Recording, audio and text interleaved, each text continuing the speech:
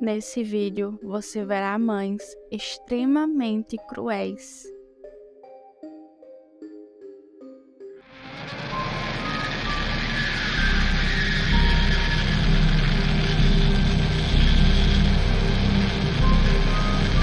Por favor, se inscreva no canal para que assim que um vídeo novo seja lançado, você tenha acesso a ele.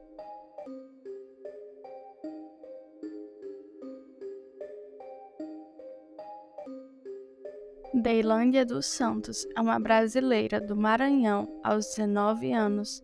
Ela assassinou a filha de 3 anos depois de torturar a criança, quebrar seus braços e pernas, além de pisar na garotinha ainda viva e estuprá-la com um cano.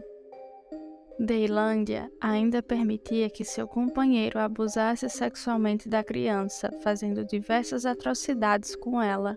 O delegado do caso ficou surpreso com tamanha crueldade. Quando questionada, Deilândia respondeu que não havia matado a filha porque quis e que tudo teria começado quando ela jogou a filha no banheiro porque ela estava chorando. Não se tem muitas informações de como está Deilândia hoje em dia, se ela ainda cumpre pena ou não. Rosa Rivera, da Flórida, nos Estados Unidos, aos 28 anos, assassinou a própria filha de 11 anos a facadas dentro do carro.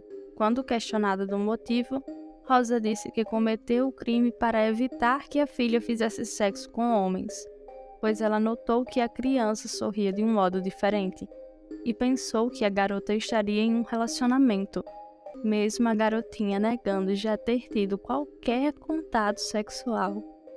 Nayara Fernando, de São Paulo, aos 21 anos, matou o filho de apenas 2 meses, em 2015, com uma colherada de cocaína. Quando a polícia revistou o local, encontrou 20 pinos da droga ao lado do corpo do bebê. Nayara alegou que estava com depressão pós-parto e chegou a tentar suicídio depois de forçar seu filho a ingerir a droga. Os vizinhos ligaram para a polícia após ouvirem barulhos vindos da casa de Nayara. A polícia foi ao local e o socorro também, porém a criança já estava morta no chão do banheiro. Louise Porton, de 32 anos, sufocou até a morte sua filha de 3 anos em 2018. E logo após 3 semanas do ocorrido, Louise também sufocou sua segunda filha, que tinha apenas 17 meses de vida na época do crime. Quando questionada, Louise respondeu que matou as próprias filhas porque elas atrapalhavam sua vida sexual, pois ela não poderia estar com quem queria e quando queria. Louise, que se descreveu para pretendentes do sexo masculino como sendo uma modelo, aceitou 41 pedidos de amizade em um aplicativo de namoro no dia seguinte à morte de Lexi.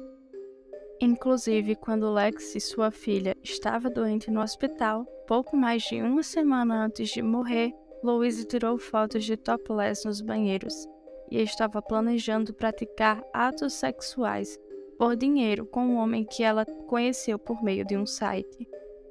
A polícia disse que, de acordo com as evidências, Louise já havia tentado matar sua filha de 3 anos antes 2 vezes.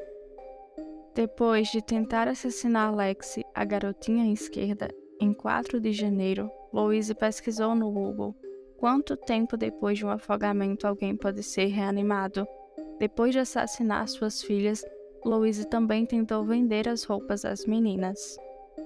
Na noite em que Lexi foi morta, sua mãe havia feito pesquisas suspeitas no Google. Inclusive, a juíza chegou a dizer que não tinha dúvidas de que Louise havia demorado para chamar uma ambulância, pois queria ter certeza que sua filha estava morta e não seria reanimada. Esse vídeo que vocês estão vendo agora foi um dia antes da morte de Lexi. A mãe de Louise cometeu suicídio pouco tempo depois do ocorrido. Ela era constantemente atormentada pelos crimes da filha. De acordo com a sobrinha da mulher, ela não conseguia lidar com o fato de sua filha ter assassinado suas 2 netas e achava difícil conviver com as provocações de outras pessoas sobre o crime. Chynna Arnold, depois de brigar com seu namorado, matou a filha, uma bebê de apenas 28 dias de vida. Arnold cozinhou a recém-nascida no micro-ondas de sua casa, em 2005.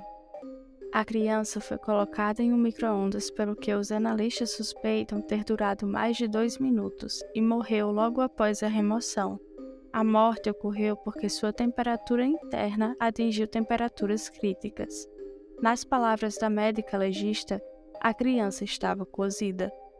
Um médico do pronto-socorro que estava no momento em que Arnold havia chegado com a criança perguntou como ela tinha conseguido aquelas queimaduras, e a mãe, como resposta, perguntou se a bebê tinha queimado, algo que deixou o médico enojado, já que era óbvio que a criança tinha queimado, e Arnold estava fingindo não crer que aquilo tinha acontecido. Outro fato bizarro é que se você ainda não se inscreveu no canal, então já se inscreve aí e curta o vídeo. Quando os investigadores revistaram o apartamento de Arnold, chegaram até a encontrar uma banheira de plástico com resquícios de pele no fundo, que eram da bebê. Apesar disso tudo, foram necessários 3 julgamentos, até Arnold finalmente pagar pelo que fez. Inclusive, ela e o namorado até tentaram mascarar a situação.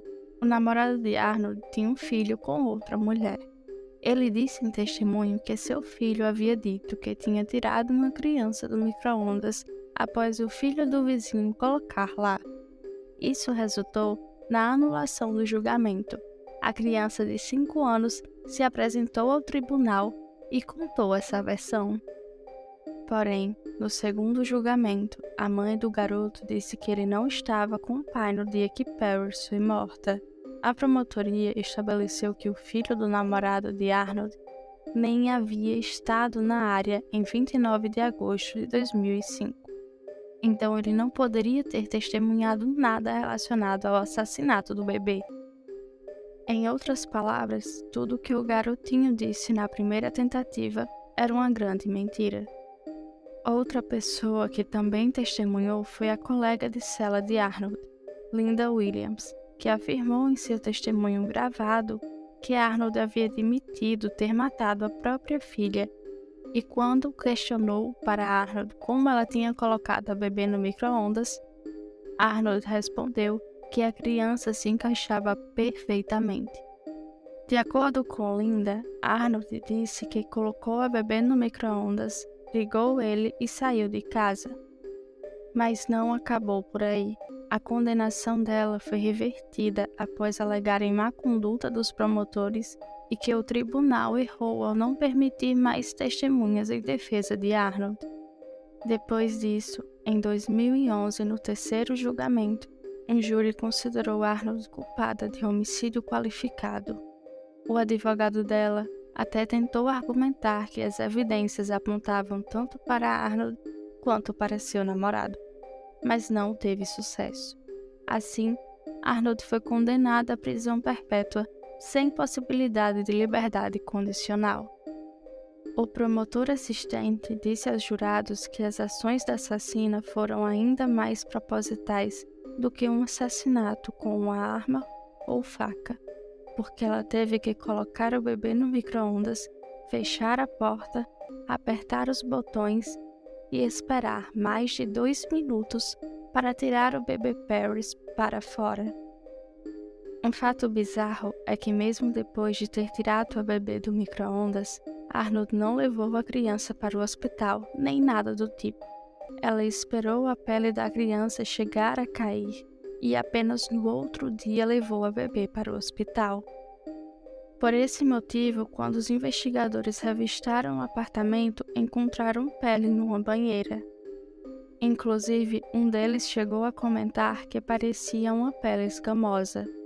Eles também encontraram uma toalha úmida com sedimentos de pele da criança.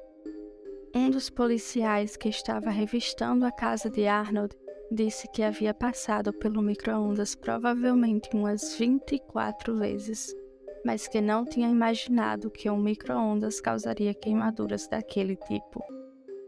Aliás, Arnold e o namorado brigavam constantemente. Na noite em que ela matou a filha, o motivo da briga havia sido porque o seu namorado não queria assumir a paternidade, pois acreditava que a criança não era filha dele. Posteriormente, foi comprovado que a bebê de fato era sua filha. Se você sabe de algum caso que gostaria de ver aqui no canal, é só comentar aqui embaixo ou em uma de nossas redes sociais. Para quem se interessou pelo caso de hoje e quer saber mais sobre, recomendo que vocês vejam algumas manchetes sobre o assunto, pois ainda não tem nenhum documentário, série, filme ou livro dele. Além disso, recomendo os outros diversos casos criminais que vocês podem assistir aqui no canal.